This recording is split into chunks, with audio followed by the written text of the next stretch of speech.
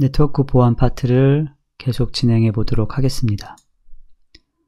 자, 지난 시간에 이어서 이번 시간에는 전송계층 관련된 내용들을 한번 살펴보도록 하겠습니다. 자, 전송계층이라고 하면 서로 다른 호스트들 상에서 동작하는 응용 프로세스들 사이에 논리적인 통신을 제공하는 계층을 의미합니다. 지금 우리가 여러 통신을 사용하는 여러 기기들이 있고, 이 기기에 여러 개의 어플리케이션, 응용 프로그램들이 이렇게 지금 돌아가고 있는 거예요. 이 상황에서 지금 예를 들면 여기 이제 A라는 기기가 있고, B라는 기기가 있고, B라는 기기에도 이렇게 응용 프로그램이 동작을 하고 있는데, 이 A라는 응용 프로그램에 예를 들면은 3번 응용 프로그램과 B라는 기기의 1번 응용 프로그램이 서로 통신을 한다라고 하면, 우리가 이제 A라는 기기에서 발생한 네트워크 패킷이 B까지 이제 전송되는 거는 우리가 지금 아까 지난 시간에 배웠던 네트워크 계층에서 IP 계층이라고 생각하는 이 네트워크 계층에서 이 IP 어드레스를 가지고서 여기까지 이제 이 기기 입구까지 지금 전달을 해줄 수 있겠죠. 그런데 이제 문제는 뭐냐면, 이 B라는 기기에 이 패킷을 하나 전달을 했다고 해도 이 B라는 기기에서 돌아가는 프로그램이 하나라고 하면, 하나만 동작하는 그 기기라고 가정을 한다면 그 응용 프로그램한테 얘를 주면 되는데, 이렇게 지금 전달된 그 네트워크 패킷을 1번 응용 프로그램한테 줄지 2번 응용 프로그램한테 줄지, 이거를 이제 결정을 해야지 되는 거잖아요. 그래서 이렇게 지금 어떤 응용 프로그램한테 이것들을 전달을 해줘야 될지를 결정하게끔 도와주는 계층이 우리 전송 계층이다 라고 이야기할 수 있고, 기본적으로 지금 이제 여기 네트워크 계층에서 A라는 기기에서 B라는 기기까지 패킷을 전달하는 거는 이 라인을 통해서 이제 기기끼리 이렇게 통신을 한다라고 할 수 있잖아요. 그러니까 이게 물리적인 통신을 이제 어떻게 해서 여기까지 전달을 할 거냐라는 거였다고 하면, 지금 이제 이 3번 이 응용 프로그램에서 1번 응용 프로그램까지 여기서 시작을 해서 여기까지 네트워크 패킷을 전송한다라는 것은 기본적으로 이 물리적인 통신선로뿐만 아니라 논리적으로 그럼 이것들을 어떻게 연결할 거냐는 것도 필요하다는 거죠. 왜냐하면 여기는 지금 그 전선이나 유무선으로 지금 연결되어져 있는 게 아니잖아요. 요 3번 응용 프로그램과 1번 응용 프로그램이 네트워크 통신으로 연결되어져 있는 것들이 아니기 때문에, 그래서 이거를 논리적인 통신이다 라고 이야기를 하고 있고, 이렇게 여기 3번에서 시작을 해서 중간에 물리적인 것도 타겠지만 이렇게 해서 1번까지 이렇게 연결되는 통신선로, 가상의 통신선로까지 포함하는 이 통신선로를 제공하는 계층이라고 이제 정의를 하고 있습니다. 자, 전송 데이터는 우리가 세그먼트라는 이제 이름으로 불려질 거고요. 요 전송 계층의 주요 기능으로는 다중화, 역다중화라는 기능이 이제 제공이 될 겁니다. 자세한 내용은 이제 그 뒷부분 가가지고 차례차례 설명을 하도록 하겠습니다. 자, 또 하나의 그 주요 기능으로는 무결성 검증 기능이 제공되고 있고요. 이거는 세그먼트 헤더에 오류를 감출할 수 있는 데이터, 인증 데이터를 추가로 포함하게끔 설계가 되어져 있습니다. 자, 다중화와 역다중화부터 한번 생각을 해본다면, 자, 다중화라는 것은 근원지에서 서로 다른 응용 프로세서로부터 데이터를 모으고 세그먼트를 생성하기 위해서 헤더 정보를 데이터에 삽입한 후 네트워크 계층에 세그먼트를 넘겨주는 작업을 우리가 다중화라고 이야기를 합니다. 이건 다시 이야기한다고 하면 이게 지금 하나의 호스트예요. 호스트 하나에 지금 운영되고 있는 응용 프로그램이 여러 개가 있고, 이 응용 프로그램이 지금 다 네트워크를 사용을 하고 있는 거죠. 그러면은 이제 각각이 발생한 네트워크 사용할 때 필요한 데이터들을 다 이렇게 발생을 지금 시키고 있을 거거든요. 이런 것들을 지금 다 이 트랜스포트 계층에서 다 모아서 처리를 할 수밖에 없잖아요. 왜냐면 다 얘를 지금 통과를 해서 그 네트워크 계층으로 내려보내야 되기 때문에 이렇게 서로 다른 응용 프로그램부터 데이터들이 다 이쪽으로 이제 집중되면 얘가 그 데이터들을 가지고 세그먼트들을 생성을 해서 여기서 지금 필요한 요 데이터들, 여기서 지금 전달된 이 데이터가 이렇게 오면 그 데이터에 필요한 헤더를 탁 붙여가지고 하나의 세그먼트를 만들어서 걔를 네트워크 레이어로 전송해서 실질적으로 이제 물리적인 통신이 가능하게끔 해주는 역할을 하는 것이 우리가 다중화다라고 할 수 있어요. 자, 반대편으로 가서 보면 이렇게 해가지고 지금 이렇게 네트워크 통해 가지고 반대편 호스트한테 이제 그 패킷이 전송이 되면 이렇게 이제 패킷이 전송이 돼 가지고 왔을 때 그 데이터를 전송된 데이터를 가지고서 이 중에 이제 이 여러 개의 응용 프로그램들이 있을 거 아니에요. 그럼 이제 이 응용 프로그램들 중에 어떤 응용 프로그램한테 얘를 넘겨줄 거냐를 결정을 해야 될 거 아니에요. 그러기 위해서 이 데이터에 지금 요 앞부분에 붙어 있는 헤더, 이 헤더가 지금 여기서 붙은 헤더거든요. 이 헤더 정보를 파악을 해서 그 헤더 정보를 분석한 결과를 가지고서 이 데이터는 1번 응용 프로그램한테 넘겨주면 되겠구나. 이렇게 헤더 정보를 지금 이제 분석을 하는 것을 우리가 역다중화다라고 이야기를 합니다. 이게 이쪽도 지금 이제 호스트고 이쪽도 호스트예요. 그러니까 기기에 있는 랜 카드에까지 전달해 주는 거는 네트워크 레이어의 책임이에요. 네트워크 계층에서의 그 책임이기 때문에 네트워크 계층에서 어떻게 하던 IP 어드레스를 분석을 해서 B 호스트에 있는 그 네트워크 카드에게까지 걔를 전달을 해줄 거고, 이제 그렇게 했을 때 네트워크 카드에서 이제 전송이 됐으면 그걸 가지고 지금 내 이 기기 B 기기에서 동작하는 여러 개의 응용 프로그램들 중에 누구한테 이거를 전달을 해줘야 되느냐를 담당하는 애가 이제 이 전송 계층이기 때문에 이제 요 헤더를 분석을 해서 그 특정 어플리케이션 프로그램을 결정을 한 후에 그 어플리케이션 프로그램에 데이터를 전송해 주는 것을 우리가 역다중이라고 이야기를 합니다. 그러면 이제 이 다중화하고 역다중화를 할 때 그러면은 어떤 응용 프로그램이다는 거를 이제 명시적으로 알려줘야지 되잖아요. 그래서 각각의 응용 프로그램마다 이 포트 번호라는 고유 번호들을 갖고 있습니다. 그러니까 여기 응용 프로그램 있으면 응용 프로그램 1번, 2번, 3번 이런 응용 프로그램마다 각각 그 어플리케이션 내에서 사용할 수 있는 번호들을, 아이덴티티나 비슷한 거예요. 어플리케이션 아이덴티티랑 비슷한 건데 그 번호들을 가지고 있고, 그 포트 번호는 기본적으로 16비트로 구성이 되어져 있어요. 그런데 우리가 이 16비트 중에 이게 웰론 포트라고 불리우는 0부터 1023번까지는 이게 기본적으로 지금 보면 잘 알려진 포트, 이 얘기는 뭐냐면 이게 거의 예약된 번호나 마찬가지예요.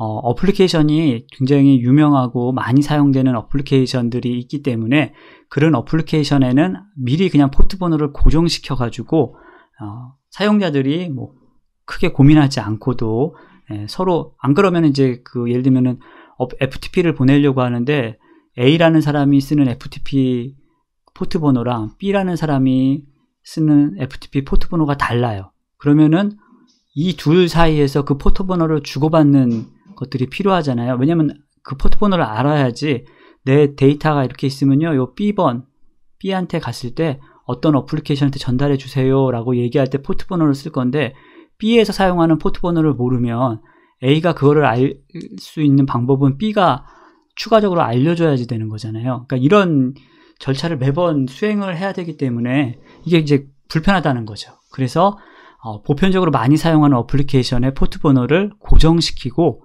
그 고정된 포트 번호를 모든 사용자들이 공통적으로 사용하자라는 게 이 웰로운 포트예요. 그래서 0번부터 1023번까지는 웰로운 포트로 정해져 있고, 우리가 이제 많이 아는 게 FTP는 20번, 21번.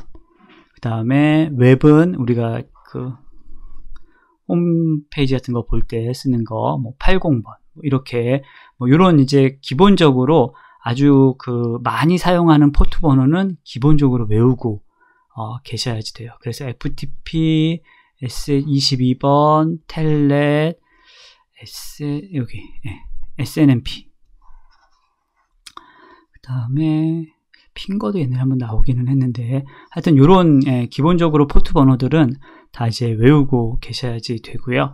그리고 이제 1024부터 6535까지는 사용자가 임의로 사용할 수 있는 거예요. 그러니까 여러분이 뭐 자바나 C로 프로그램 개발을 할 경우에 이런 지금 어플리케이션하고 다르게 여러분이 특정한 그 새로운 어플리케이션을 만든 거잖아요. 그러니까 그럴 때 사용할 수 있게끔 이제 사용자한테 할당해주는 포트 번호다, 이렇게 생각을 하시면 돼요. 그래서 1024부터 6535까지는 사용자가 마음대로 결정해서 쓸 수 있어요. 그런데 이제 문제는 아까 말씀드린 것처럼 여러분이 B라는 사용자예요. B라는 사용자가, 여기 밥이라는 사용자라고 합시다. 밥이라는 사용자가 어플리케이션을 만들었어요. 그래서 그걸 가지고서 여기 앨리스랑 같이 통신을 하고 싶어요. 그러면 포트 번호를 가르쳐줘야 되는 거죠. 왜냐하면 밥이 새로 만든 거기 때문에 웰로운 포트가 아니라 밥이 만든 거니까 여기 1024부터 6535 사이에서 적절한 포트 번호를 결정을 하고 그 포트 번호를 이제 앨리스한테 가르쳐줘서 네트워크 패킷을 보낼 때 포트 번호를 내가 알려준 포트 번호로 사용해서 보내시면 그 어플리케이션에서 처리할 수 있습니다. 이렇게 하는 절차가 추가적으로 필요할 거예요. 그래서 보시는 것처럼 우리가 흔히 이제 많이 사용하고 있는 이런 웹페이지 같은 경우에는 트랜스포트 레이어에서 포트 번호를 사용을 해서 그것들을 명시하게끔 되어져 있습니다. 그래서 이제 패킷을 분석한 걸 보면 여기 보시면 소스 포트 번호가 57194예요. 그러니까 이거는 이제 그 클라이언트 쪽에서 지금 그 돌아가는 어플리케이션의 그 포트 번호라고 할 수 있고요. 데스티네이션 같은 경우는 이제 80 포트 사용하고 있죠. 80 포트니까 이거 웹페이지잖아요. 웹 서비스 하는 애죠. 지금 우리가 여기 보시는 것처럼 지금 웹페이지에 들어가려고 하니까, 그래서 이렇게 지금 소스 포트 번호랑 데스티네이션 포트 번호를 통해 가지고 기본적으로 구동을 하고 있습니다.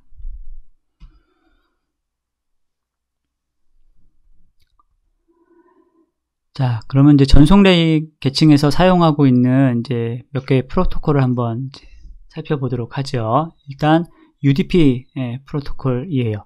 자, UDP는 기본적으로 비연결형이고 신뢰성 보장이 없는 프로토콜입니다. 프로토콜 번호는 IP 헤더에 지금 프로토콜 번호들이 있었잖아요. 프로토콜 번호 17번 사용하고 있고요. 이거 꼭 외우셔야겠죠, 당연히. 자, 특징으로 본다 그러면 프로세스 대 프로세스, 그러니까 어플리케이션 통신이다 라고 해서 IP 주소 필요하고 포트 번호 필요하고요. 얘가 지금 비연결형이기 때문에 연결 설정이 없어요.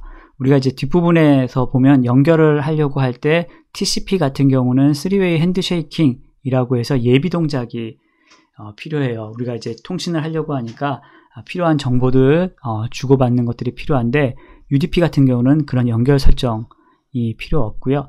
또 하나는 연결 상태를 저장하고 있지 않아요.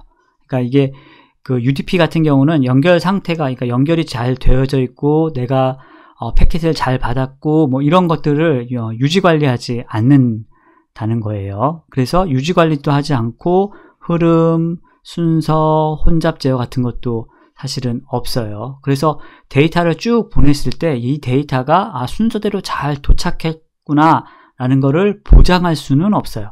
대신 보장할 수는 없지만 이런 것들을 다 유지 관리하려고 하면 기본적으로 컴퓨테이션 파워도 필요하고 네트워크에서의 시간도 많이 들고 뭐 이럴 거 아니에요. 이제 그런 것들에 비해서는 훨씬 더 효율적으로 사용할 수가 있다는 장점이 있겠죠.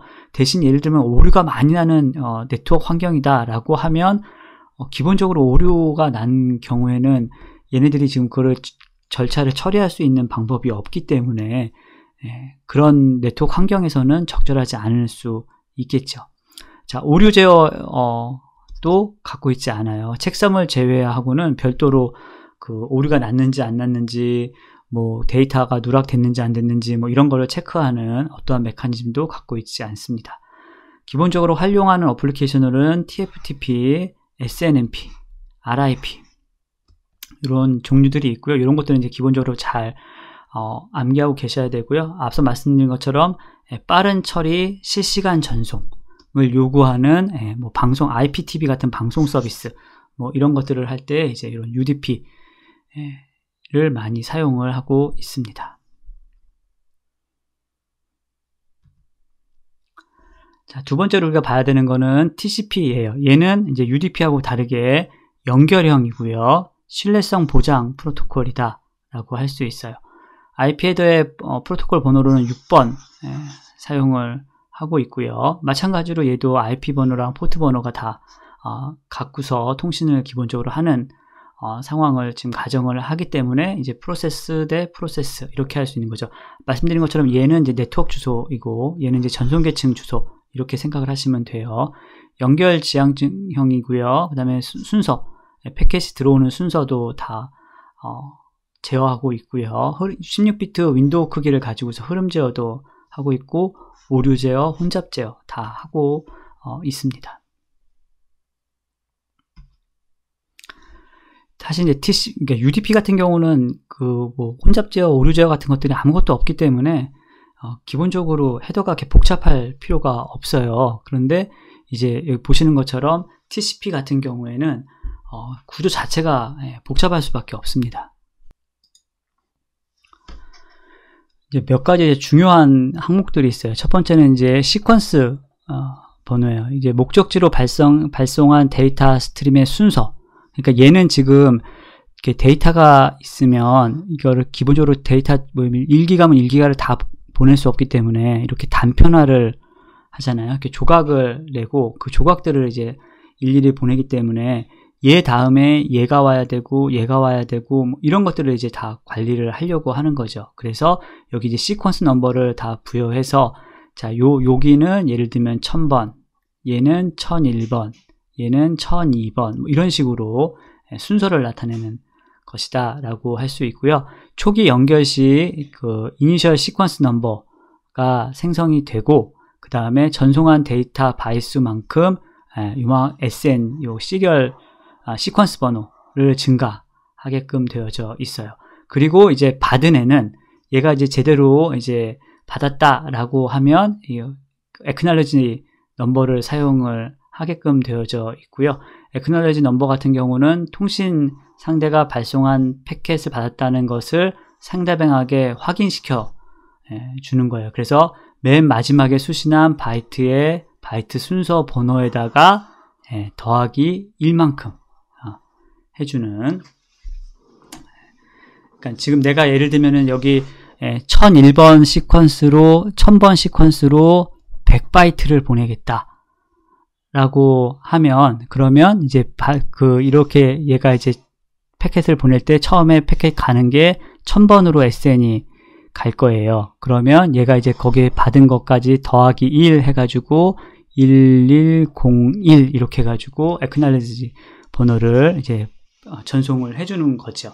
그렇게 되면 사실은 이제 요 번호는 그 다음에 보내는 애의 시퀀스 번호하고 같게 되는 거잖아요. 왜냐하면 얘가 이만큼 증가하는 거니까 그 다음에는 1101번으로 시퀀스 넘버를 해서 보낼 거거든요. 그러니까는 요게 acknowledge 번호가 그 다음에 올 그 세그먼트의 시퀀스 넘버다 이렇게 생각을 하시면 될 것 같아요.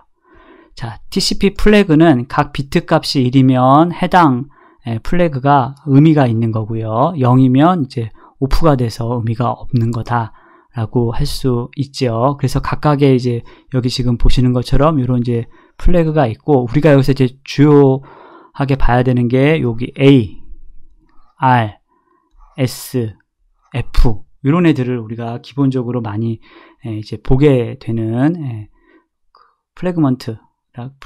플래그라고 할 수 있어요. 그래서 요게 이제 설정이 되어 있으면, 내가 지금 보낸 그 TCP 패킷이 어떤 의미로 보내는 거구나. 이게 에크 패킷이구나.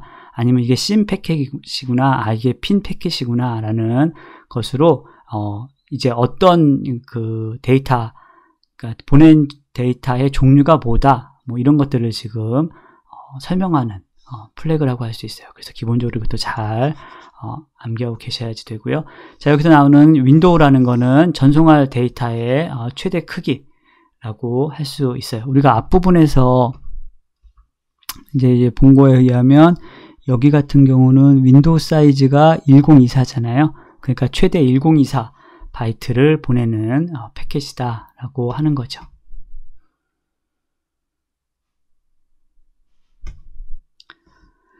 자, TCP 같은 경우는 말씀드린 것처럼 얘가 연결 지향이기 때문에 연결을 하기 전에 기본적으로 이 3웨이 핸드쉐이킹이라고 해서 연결 예비 동작을 하게끔 되어져 있어요. 그래서 맨 처음에 클라이언트가 이제 서버 쪽으로 접속을 하려고 한다 라고 하면 신 패킷을 보내요. 여기 이제 신 패킷이라는 거는 여기서 이 플래그가, 이 신 플래그가 1로 설정되어져 있는 패킷이라는 의미예요. 신 패킷을 보내면 그 다음에 서버 쪽에서 또 마찬가지로 신 패킷을 보내는데, 신 패킷뿐만 아니라 내가 지금 요 클라이언트가 보낸 신 패킷을 잘 받았다는 의미에서 에크 패킷도 같이 보내요. 그러면 이제 신하고 에크가 지금 같이 날아가는 거잖아요. 그러면 여기서 여기 있는 에크 플래그랑 신 플래그가 두 개가 지금 설정이 된 상태로 패킷이 나가게 되는 거죠. 그리고 이제 요 씬에크를 받은 다음에 클라이언트는 요 씬을 잘 받았다는 의미에서 에크 패킷을 보내면 플래그가 마찬가지로 에크가 설정되어져 있는 플래그를 보내게 됩니다. 자, 각각마다 이제 말씀드린 것처럼 씬 패킷을 이제 보내게 되면 시퀀스 넘버가 랜덤하게 설정이 되는 거죠. 그래서 여기 이제 M 이렇게 가고, 예를 들면 이제 여기 신 패킷의 데이터를 많이 딸려 보낸다고 하면, 그러면은 그만큼의 이제 추가가 필요한데, 맨 처음에 그 신 패킷을 보낼 때는 데이터를 전송할 수 없게끔 되어져 있어요. 그러니까 얘가 그 예비 동작이잖아요. 데이터를 보내기 위한 예비 동작이기 때문에 신 패킷에는 보내지 않는다. 이렇게 기억을 하시면 되고요. 자, 이제 에크에서는 기본적으로 여기 보시는 것처럼 이 신 패킷에다가 수신된 바이트를 더해서 거기다가 1만큼 더한 값으로 에크 넘버를 저장을 하게끔 되어져 있는데, 그런데 지금 신 패킷에 데이터가 없거든요. 데이터를 붙여서 보내지 않기 때문에 여기 수신된 바이트가 0바이트예요. 그러니까 n 플러스 1로 에크 넘버가 계산이 돼서 n 플러스 1로 에크 넘버가 계산이 돼가지고 전송이 되게끔 되겠죠. 마찬가지로 이제 신 패킷을 이제 보내는 거기 때문에 시퀀스 넘버는 요 서버 쪽에서 보내는 시퀀스 넘버는 또 랜덤하게 이렇게 설정을 해서 보내게 됩니다. 여기도 마찬가지로 별도로 데이터를 전송할 수 없기 때문에 이렇게 해서 이제 받은 클라이언트가 받았을 때 에크 메시지를 보냈을 때 에크 넘버는 데이터를 안 받았으니까 요게 지금 여기다가 더하기 1만 해서 이렇게 이제 보내게 되는 거고요.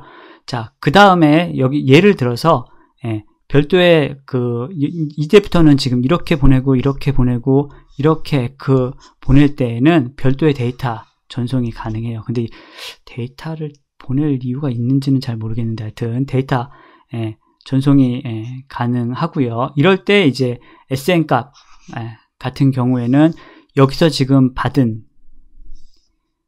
요렇게 오고 요렇게 얘가 그 다음에 세그먼트 번호로 갈 수 있는 거잖아요. 그러니까 실제로는 여기는 n+1 이렇게 시퀀스 번호가 간다. 이렇게 기억하고 계시면 되겠습니다.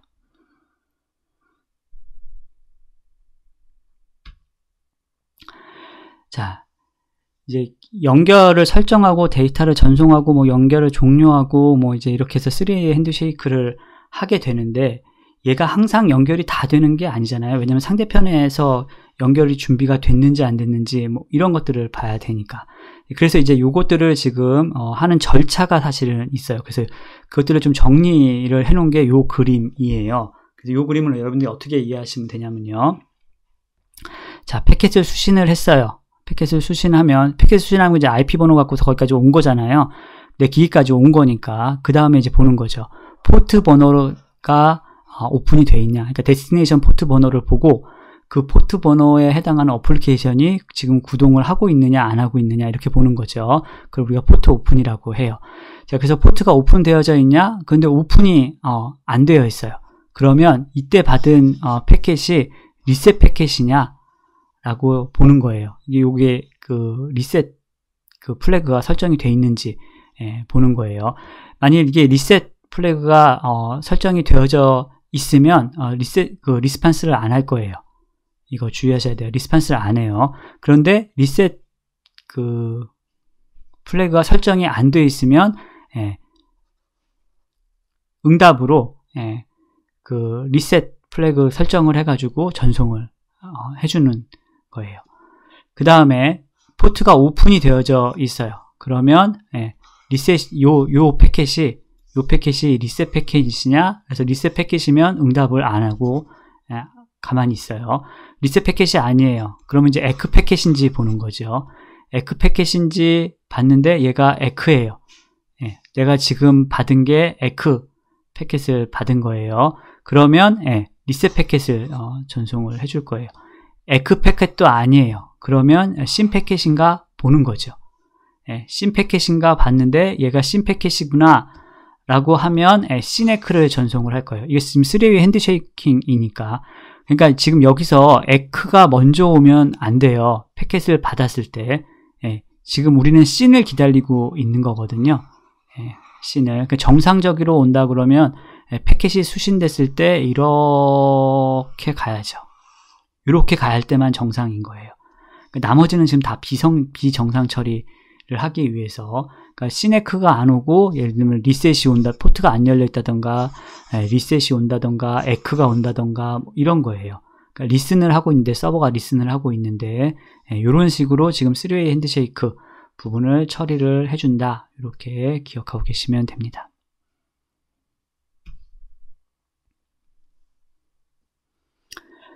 자, 이제 연결이 됐어요. 그러니까 3way 핸드쉐이크 부분이 여기 연결 설정에서 이제 끝난 거예요. 이렇게 연결이 다 되어져 있으면 그 다음부터는 이제 클라이언트하고 서버하고 데이터하고 확인 응답, 이건 에크죠. 이거를 이제 서로 주고받는다. 이렇게 생각을 하시면 되고요.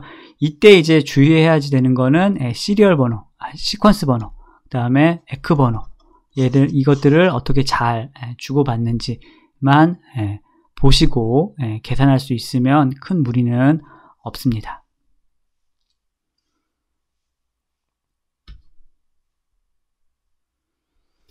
자, 흐름 제어라는 것이 있어요. 이게 뭐냐면 수신하는 어플리케이션이 읽는 속도와 송신자가 전송하는 속도를 같게 하는 과정이에요. 그러니까 보내는 게 더 빨리 보내면 수신 측에서 그걸 다 감당을 못하면 패킷을 유실할 수밖에 없잖아요. 그래서 이제 그런 것들이 일어나지 않게끔 하는 것을 우리가 흐름 제어라고 하고요.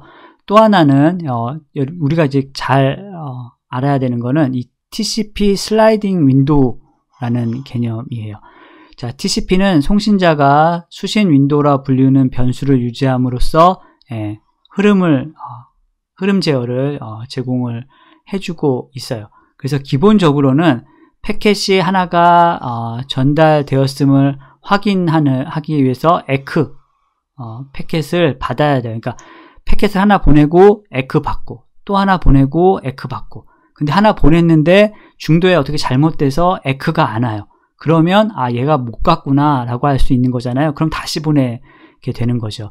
그런데 이게 굉장히 어떻게 보면은 요즘같이 네트워크망의 환경이 좋은 상태에서는 유실되는 율이 그렇게 많지 않을 수 있잖아요. 그런 경우에는 이게 굉장히 비효율적이라는 거죠. 왜냐하면 계속 주고받고 하니까 에러도 안 났는데 에크를 자꾸 받아야 되니까. 그래서 나온 게 TCP 슬라이딩 윈도우예요. 이건 뭐냐면 슬라이딩 윈도우는 수신자로부터 에크를 받지 않고 에크 패켓을 전송받지 않고 보낼 수 있는 데이터의 패켓 수를 의미하는 거예요.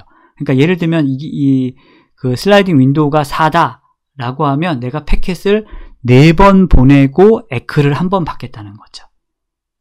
무슨 의미인지 아시겠죠? 원래 하나 보내고 받고 하나 보내고 에크 받고 하나 보내고 에크 받고 이래야 되는데 이게 이제 효율성이 좀 떨어지니까 이 숫자를 조금 늘려서 한꺼번에 여러 개 보내고 에크 1번 받고 이런 식으로 제공해 주기 위해서 사용하는 것이 TCP 슬라이딩 윈도우다. 이렇게 이해하시면 되겠어요. 자, 종료하는 방법에는 클라이언트나 서버 중에서 한쪽에 이제 종료를 할 수 있어요. 그래서 만약 클라이언트가 연결을 이제 종료하고 싶다라고 하면 핀 플래그를 설정해서 보내면 서버도 그래 나도 종료할 거야. 그러면 마찬가지로 핀 플래그를 설정하고 이제 여기 패켓 받았으니까 에크 설정해서 보내요. 그러면 클라이언트가 요 핀 메시지에 대한 에크를 설정해서 보내면 이제 정상적으로 네트워크 통신이 종료되는구나 라고 할 수 있어요. 그런데 이제 이게 양쪽에서 이제 다 종료하는 거고요. 그러면 이제 반대로도 할 수 있어요. 반대는 아니고요. 한쪽만 이제 그 연결을 종료시킬 수 있어요. 자, 어떻게 하는 거냐면 클라이언트가 핀 플래그를 설정을 해서 보냈어요. 그러면 얘가 에크를 보내는 거예요. 여기하고의 차이는 얘는 지금 핀을 보내죠. 그러니까 나도 닫을게. 그러니까 난 닫는다 얘가 알려준 거고 그럼 나도 닫을게 이렇게 알려주는 거예요. 근데 여기서는 나는 닫을게 그래? 그럼 에크만 보내는 거예요. 그래 너 닫아. 그런데 얘는 아직 안 닫았죠. 핀을 안 보냈으니까. 그러니까 데이터를 보낼 수 있는 거예요. 그러니까 얘는 닫았기 때문에 얘는 데이터를 못 보내요. 안 보낼 거예요. 근데 얘는 안 닫았기 때문에 지금 데이터를 보낼 수 있어요. 그 데이터 보내고 그럼 이제 에크 보내고 데이터 보내고 에크 보내고 이러다가 나도 이제 다 보냈어. 그럼 나도 이제 닫을게 라고 하면 여기다 핀 설정해 가지고 보내는 거죠. 그리고 이제 에크 보내면 이제 그때 닫히는 거예요. 그러니까 이 상태에서는 이 상태까지는 여기 보는 것처럼 절반 폐쇄예요. 그러니까 요 클라이언트가 데이터를 보내는 것만 폐쇄된 거지 서버가 데이터를 보내는 거는 아직 살아있는 거죠. 통신은 양쪽에서 하는 거니까 한쪽만 닫겠다는 의미예요. 이런 식으로도 이제 구성을 할 수가 있습니다.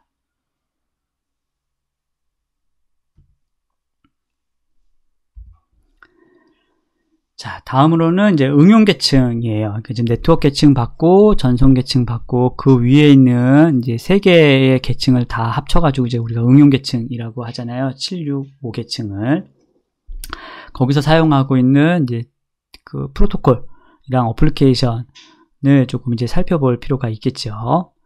자, 우리가 이제 첫 번째로 볼 거는 DNS예요. 얘도 그럼 이제 어플리케이션 서비스구나 이렇게 보시면 되고요. 기본적으로 이제 도메인 네임 서비스라고 이야기하는데 이게 예를 들면 그 전 세계에 있는 그 URL을 다 도메인 네임을 하나에서 이제 관리할 수가 없잖아요. 그렇기 때문에 기본적으로 이제 계층 구조를 갖는다. 이렇게 이제 보시면 돼요. 자, DNS 유형에는 마스터 네임 서버가 있고요. 여기는 도메인의 소유권을 가지고 있는 서버예요. 자신이 관리하는 존에 대한 데이터를 자신이 시스템 로컬 파일에 가져와서 서비스를 제공해주는 그런 서버다라고 기억하고 계시면 되겠고요. 자, 슬레이브 네임 서버라고 하는 거는 이 존에 대한 네트워크 존에 대한 그 정보를 다른 서버로부터 받아와야지 돼요. 여기 마스터는 자기가 관리하는 거를 자기 시스템의 로컬 파일에서 가져오는 거고요.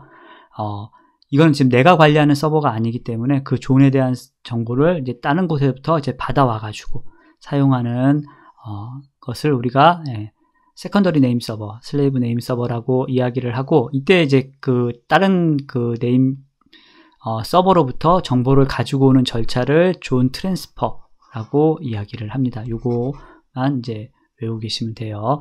캐시 서버는 모든 캐시 서버는 DNS 서비스 결과를 기본적으로 자기 캐시에 저장을 하고 있다. 이렇게 보시면 돼요. 자, 기본적으로 이제 그 구동을 어떻게 하느냐가 중요해요. 그러니까 순서가 중요해요. 도메인 지리 과정인데, 예를 들면 yahoo.com에 이제 접속을 하려고 한다라고 하면 yahoo.com이라는 이 네임의 IP 주소를 이제 어떻게 찾아볼 수 있느냐, 이제 그 찾아보는 순서들을 한번 살펴볼 필요가 있겠죠. 리눅스 환경을 가정을 해서 이제 생각을 해보려고 해요. 그럼 일단 클라이언트에서 알고 싶은 yahoo.com의 IP 주소를 알고 싶다라고 하면 맨 처음에 이제 접속하는 거는 로컬 네임 서버에 접속을 하는 거죠. 로컬 네임 서버에 접속을 해서 얘가 그 yahoo.com의 IP 어드레스에 대한 정보를 관리를 하고 있으면 바로 이제 응답을 줄 거예요. 근데 얘가 만일 관리를 하고 있지 않다라고 하면 루트 네임 서버한테 이 쿼리를 전달을 하게 돼요. 그러면 이 루트 네임 서버 같은 경우는 여기 보는 것처럼 루트 네임 서버는 최상위 네임 서버들의 네임 서버명과 그 다음에 IP 주소를 가지고 있는데, 이를 글루 레코드라고 이야기를 해요. 이 글루 레코드를 참조를 해서 요거에 대한 정보는 어떤 컴네임 서버가 이제 전 세계 여러 개 있으니까 그 컴네임 서버 중에서 어디를 컨택을 하면 돼 라고 알려주는 거예요. 그러면 그 컴네임 서버한테 이렇게 접속을 하게 되고, 그러면 이 yahoo.com 같은 경우에는 네임 서버를 어디를 접속하면 돼 라고 이렇게 알려주게 돼요. 그러면 이제 그 네임 서버에 접속을 해서 필요한 정보를 이렇게 가지고 오게 되는 거예요. 기본적으로 이 루트 네임 서버 같은 경우에는 전 세계에서 20개 미만으로 지금 유지가 되어져 있어요. 말씀드린 것처럼 여기 보면 이제 루트가 있고, 각각의마다 이렇게 지금 계층화돼서 관리를 하고 있으니까, 안 그러면 사실 전 세계를 다 관할해서 한다는 게 불가능하잖아요. 그래서 이제 계층화돼서 지금 운영을 하고 있는 거예요. 그래서 이런 식으로 이제 기본적으로 전달을 하게 되어져 있고, DNS 서버는 한번 검색한 결과를 캐시에 기록을 하게 되어져 있어요. 그래서 기본적으로 다른 이제 클라이언트가 동일한 정보를 요청하게 되면 자신에 있는 캐시부터 확인을 하게 되고요. 그런데 이 한번 캐시에 들어간다고 얘가 뭐 영원하게 계속 있을 수는 없는 거잖아요. 기본적으로 계속 그 서버의 IP 주소가 바뀔 수도 있기 때문에, 그래서 이 캐시에는 유효기간이 정해져 있고, 그 유효기간이 지나면 캐시에서 그 정보가 사라지게 돼요. 그러면 다시 루트, 컴 이런 식으로 yahoo.com의 네임 서버 이런 식으로 이렇게 다시 단계를 밟아서 IP 어드레스를 가지고 와야지 되는 거겠죠. 자, 두 번째로 본 거는 DHCP예요. 동적으로 IP 주소, 도메인 이름, 디폴트 게이트웨이, 서브넷 마스크와 같이 클라이언트의 호스트 IP 환경을 만들어주는 것을 우리가 DHCP라고 이야기를 하고요.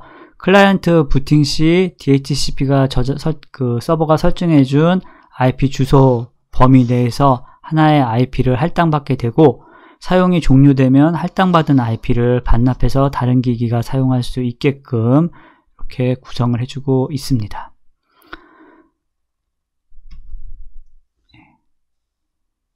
자, DHCP는 4계층 프로토콜로 UDP 포트 번호로 67번, 68번을 사용을 하고 있어요. 고정 길이 필드 58비트짜리 고정 길이를 사용을 하고 있고요. 기본적으로 이제 그 IP 설정을 위한 정보를 동적으로 다 제공을 받는다, 이렇게 기억을 하고 계시면 되겠습니다. 자, DHCP 이전에 부트피라는 이제 그 기술이 사용이 되고 있는데 지금은 그냥 개념만 살짝 알고 계시면 돼요. 지금은 사용하지 않죠. 지금 다 기본적으로 DHCP 사용을 하고 있기 때문에 우리는 DHCP 쪽만 기본적으로 잘 기억을 하고 계시면 되겠습니다. 그 주요한 거는 DHCP 주소 임대 만료일이 이게 근데 항상 그런가 다시 확인을 조금 해볼 필요는 있는데요. 기본적으로 이제 책에서는 8일 이렇게 기록이 되어져 있습니다.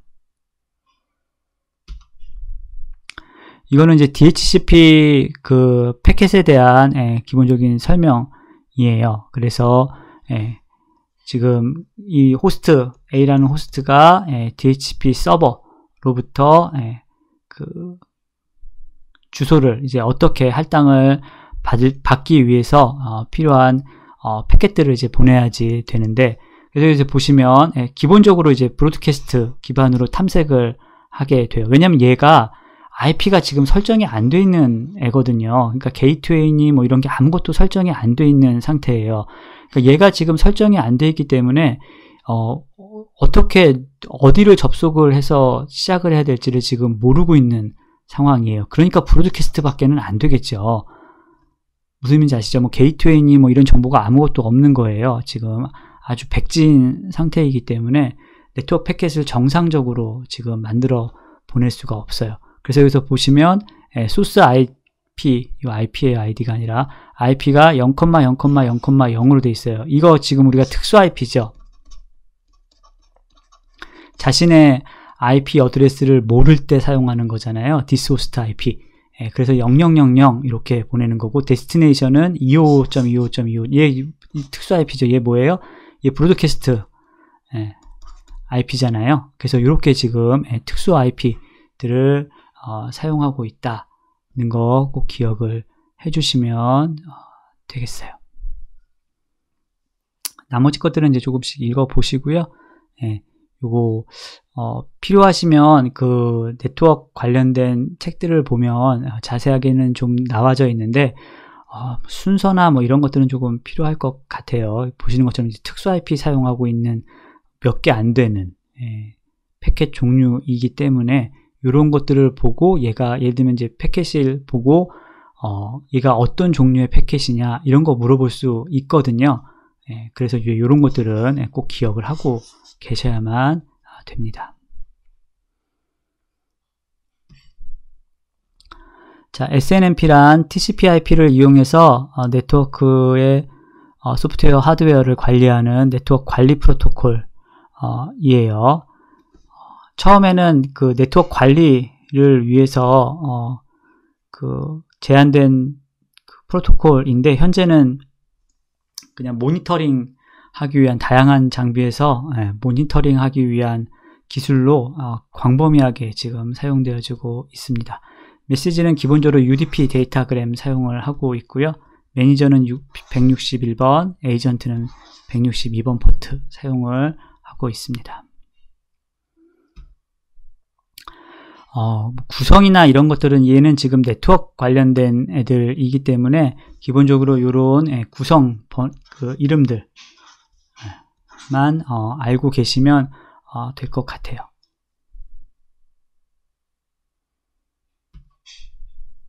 이것도 뭐 이런 5가지 기능 정도가 있다 정도만 알고 계시면 됩니다. 실제로는 여러분들이 이제 그 회사에 이제 취업을 하시거나 이러면 사실은 SNMP 프로토콜 같은 경우는 굉장히 많이 사용을 하고 있어요. 그래서 조금 관심을 갖고 자세하게 좀 공부를 해볼 필요는 있을 것 같습니다. 제가 쭉 써놓기는 했는데 나중에 좀 천천히 이제 보시고요. 텔넷 같은 경우도 그 텔넷 자체가 지금 보안에 취약하다고 해서 요새는 얘 이제 사용하게끔 되어져 있고요. 그래서 이 텔넷 포트 번호랑 SSH 포트 번호랑 이런 거 기본적으로 다 확인하셔가지고 암기하고 계셔야만 됩니다. 자, 22번 포트 사용하고 있고요. 인증 기능, 암호 기능 다 기본적으로 제공을 해주고 있습니다.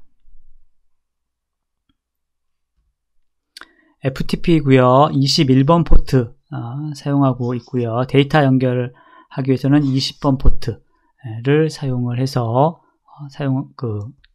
운영을 하고 있어요. 이거 관련해서는 뒷부분에 이제 조금 더 이제 보안 쪽, 지금은 이제 네트워크 쪽 얘기를 하고 있는데, 보안 쪽 이야기를 할 때 조금 더 자세하게 설명을 하도록 할 거예요. 기본적으로 지금은 FTP가 21번과 20번 포트 사용하고 있다는 거 정도만 일단은 기억을 하고 계시면 충분할 것 같습니다.